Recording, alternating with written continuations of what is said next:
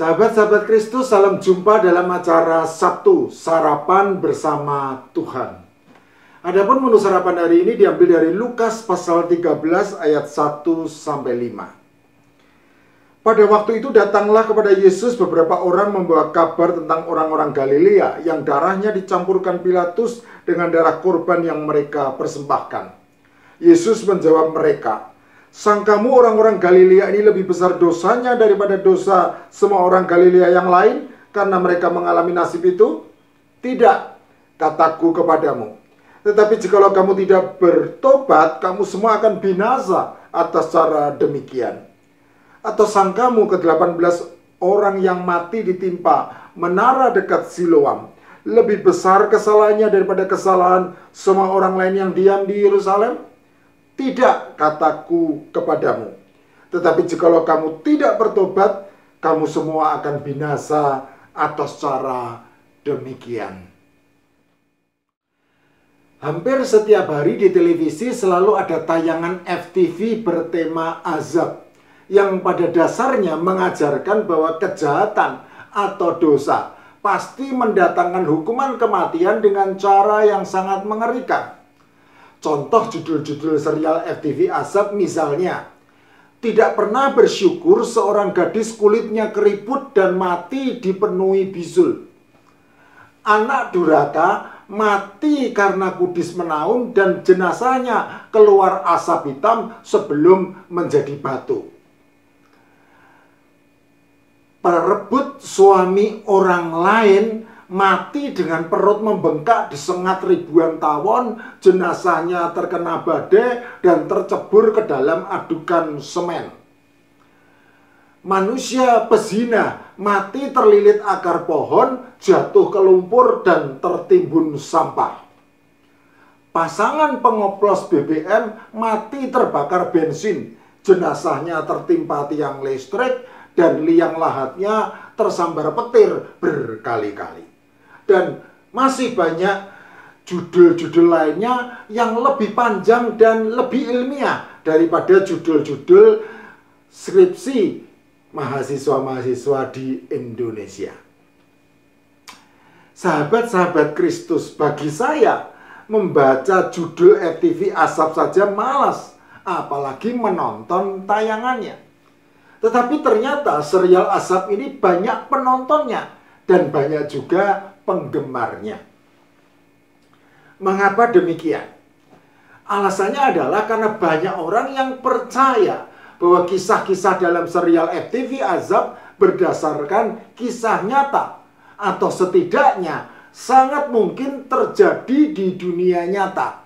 Oleh karena itu, konon kabarnya para penonton setia dari serial ini kemudian berubah menjadi lebih takut berbuat dosa supaya tidak tertimpa azab yang sangat mengerikan. Sejatinya ajaran sekuler mengenai dosa yang mendatangkan hukuman kematian dengan cara yang sangat mengerikan ini tanpa disadari juga melekat kuat di dalam benak kita. Lalu kita membalik logikanya sehingga menjadi ajaran sesat bahwa yang mati dengan cara yang sangat mengerikan pasti diakibatkan oleh dosanya yang sangat besar. Jadi sudah ajaran dasarnya salah, masih ditambah dengan pembalikan logika sehingga menjadi semakin menyesatkan. Celakanya, ajaran yang salah, kaprah, serta menyesatkan ini sering teraplikasi di dalam kehidupan nyata sehari-hari. Hal ini dapat dilihat dari percakapan berikut ini. Tahu nggak? Kemarin sore teman kita si Anu kecelakaan di Jakarta, ditabrak bus. Mobilnya hancur remuk, si Anu mencelat keluar mobil, lalu mati dilindas truk gandeng. Ya, begitulah jika orang terlalu banyak dosanya. Kata orang, si Anu kalau berdagang memang tidak jujur dan sangat sadis. Dan konon kabarnya, si Anu ke Jakarta untuk menemui selingkuhannya. Oh ya, kasihan ya, tragis matinya. Sangat mengerikan. kepala dan kakinya terpisah. Ya iyalah, kepala dan kakinya terpisah. Si anu kan orang, bukan gurita. Kita cenderung mudah menghakimi orang-orang yang mati dengan cara yang sangat mengerikan sebagai pendosa dengan dosa yang sangat besar. Nampaknya kecenderungan ini juga melekat pada diri orang-orang Yahudi yang datang dengan membawa kabar tentang orang-orang Galilea yang darahnya dicampurkan Pilatus dengan darah korban yang mereka persembahkan. Lukas pasal 13 ayat 1. Orang Yahudi meyakini bahwa ada kaitan sangat erat antara dosa dan penderitaan. Mereka yakin bahwa dosa mendatangkan kutuk bagi diri sendiri dan keluarga, bahkan terkadang menurun sampai ke anak cucu. Oleh karena itu mereka selalu beranggapan bahwa orang yang mengalami penderitaan, bahkan mati dengan cara yang sangat mengerikan, pasti diakibatkan oleh dosanya yang sangat besar. Tuhan Yesus Kristus menolak ajaran berdasarkan memberikan logika yang menyesatkan ini. Itulah sebabnya ia lalu menanggapi kabar yang disampaikan kepadanya dengan pertanyaan retoris. Sangkamu orang-orang Galilea ini lebih besar dosanya daripada dosa semua orang Galilea yang lain karena mereka mengalami nasib itu? Tidak, kataku kepadamu. Tetapi jikalau kamu tidak bertobat, kamu semua akan binasa atas cara demikian. Atau sangkamu ke-18 orang yang mati ditimpa menara dekat Siloam lebih besar kesalahannya daripada kesalahan semua orang lain yang diam di Yerusalem? Tidak, kataku kepadamu. Tetapi jikalau kamu tidak bertobat, kamu semua akan binasa atas cara demikian. Lukas pasal 13 ayat 2-5. Melalui pengulangan undangan untuk bertobat dari dosa dan kesalahan, Tuhan Yesus Kristus dengan bijak memindahkan fokus orang-orang Yahudi yang datang kepadanya. Dari fokus kepada dosa orang lain menjadi fokus kepada dosa mereka sendiri yang memerlukan pertobatan. Apakah pertobatan itu? Alkitab memakai kata Ibrani syuf dan kata Yunani metanoia untuk menggambarkan pertobatan. Kedua kata ini, syuf dan metanoia, mempunyai arti yang sama, yaitu berputar atau berbalik, yang mengacu kepada suatu tindakan untuk berbalik dari dosa kepada Allah, dari hidup melakukan kejahatan dan kesalahan kepada hidup sesuai dengan firman Allah. Jadi bertobat bukan hanya sekadar berjanji untuk mendapat pengampunan. Ya Tuhan, ampunilah saya berjanji tidak akan berbuat dosa lagi.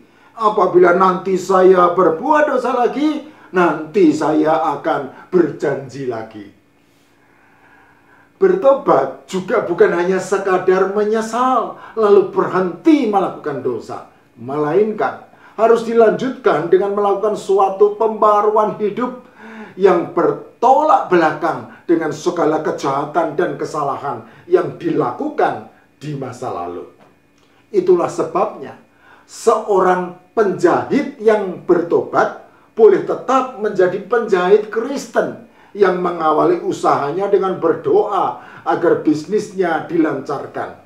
Tetapi seorang penjahat yang bertobat tidak boleh tetap menjadi penjahat Kristen yang mengawali usahanya dengan berdoa agar bisnisnya berlangsung aman dan sukses. Melainkan, ia harus berhenti melakukan kejahatannya lalu berbalik untuk memulai suatu kehidupan yang baru sesuai dengan firman Allah. Itulah syuf, itulah metanoia, berbalik dari dosa kepada Allah. Yesaya dengan tepat menggambarkan pengertian ini di dalam seruan pertobatan kepada bangsa Israel. Carilah Tuhan selama ia berkenan ditemui, berserulah kepadanya selama ia dekat. Baiklah orang fasik meninggalkan jalannya, dan orang jahat meninggalkan rancangannya. baiklah ia kembali kepada Tuhan, maka dia akan mengasihaninya. Dan kepada Allah kita, sebab ia memberi pengampunan dengan limpahnya. Yesaya pasal 55 ayat 6 dan 7.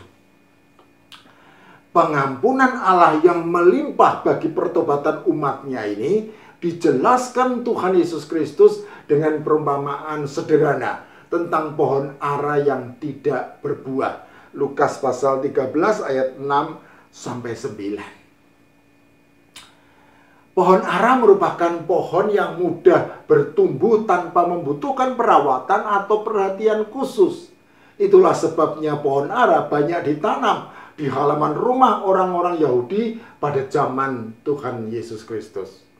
Biasanya pohon ara mulai berbuah di tahun ketiga, dan jika 3 tahun belum berbuah, maka berarti dapat dipastikan pohon ara itu mandul dan sulit berbuah untuk seterusnya. Pohon ara dalam perumpamaan Tuhan Yesus Kristus tumbuh selama 3 tahun di kebun anggur dengan memanfaatkan tanah kosong di antara pohon-pohon anggur. Berbeda dengan pohon ara, pohon anggur membutuhkan tanah yang subur dan perawatan yang khusus untuk bertumbuh dan berbuah. Itu berarti pohon ara tersebut tumbuh di tanah yang subur dan mendapat fasilitas serta perawatan yang melebihi pohon ara pada umumnya. Jadi apabila anugerah yang begitu besar itu tidak dibalas dengan menghasilkan buah seperti yang diharapkan sang pemilik, maka wajar jika pohon ara itu ditebang karena hanya menikmati anugerah secara percuma dengan menghabiskan kesuburan yang dibutuhkan pohon anggur. Sahabat-sahabat Kristus, pertobatan itu sejatinya merupakan anugerah belas kasihan Allah. Oleh karena itu, pertobatan harus dilanjutkan dengan hidup menghasilkan buah yang sesuai dengan pertobatan tersebut. Sehingga hidup yang baru itu menjadi hidup yang menjadi berkat dan membawa berkat bagi sesama untuk memuliakan Allah Bapa di surga. Pertobatan itu anugerah belas kasihan Allah. Hal ini nampak jelas dalam perumpamaan Tuhan Yesus Kristus. Dikisahkan bahwa sang pemilik pohon ara yang tidak berbuah itu bersedia memberi kesempatan kedua sesuai permohonan sang pengurus kebunnya. Tuhan, biarkanlah dia tumbuh tahun ini lagi. Aku akan mencangkul tanah sekelilingnya dan memberi pupuk kepadanya. Mungkin tahun depan ia berbuah. Jika tidak, tebanglah ia. Lukas pasal 13 ayat 8 dan 9. Sahabat-sahabat Kristus, Allah memberikan kesempatan demi kesempatan kepada setiap kita untuk bertobat dan menghasilkan buah. Pertobatan itu anugerah belas kasihan Allah. Itulah sebabnya tidak ada kata terlambat untuk bertobat sampai saatnya tiba. Pintu anugerah belas kasihan Allah itu ditutup. Entah kapan, kita tidak tahu. Karena hanya Allah saja yang tahu. Jadi, cepatlah bertobat.